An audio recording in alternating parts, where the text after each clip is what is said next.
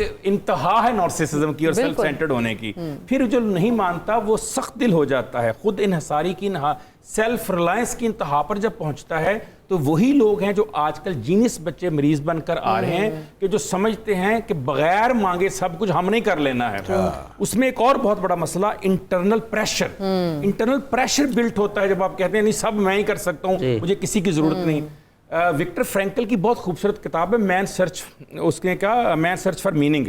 اس میں اس نے لفظ بولا ایگزسٹینشیل ویکیوم, کہ وہ لوگ جو مقصد سے کٹ جاتے ہیں ان کے اندر خلا پیدا ہو جاتا ہے. دعا اس نے کہا دنیا کی وہ چیز ہے جو مقصد سے جوڑتی ہے, کنیکٹ کرتی ہے. اچھا, اب آپ نے فرمایا کہ اور کیا ہوتا ہے, انگزائٹی اور ڈپریشن اگر آپ ختم کرنا چاہتے ہیں تو اس کا بیسٹ طریقہ یہ ہے کہ آپ اپنی ناکامی جو پرسنل ہوتی ہے, جب ناکام ہوتے ہیں بوجھ خود پر آتا ہے, جب دعا مانگتے ہیں بوجھ تقسیم ہو جاتا ہے.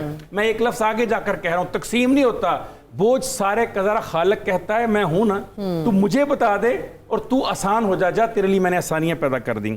پھر آپ دیکھیے کہ امریکہ کی یونیورسٹی ہے ڈیوک یونیورسٹی, ڈیوک نے بڑا کمال کا کام کیا. انہوں نے کہا کہ ڈاکٹر علاج تو کرتے ہی ہیں, اگر اس کے ساتھ ہم تھوڑا سا ایک کام کر لیں چھوٹا سا, کہ جن کا ہم علاج کر رہے ہیں ان کو ساتھ دعا مراقبہ کروا دیں.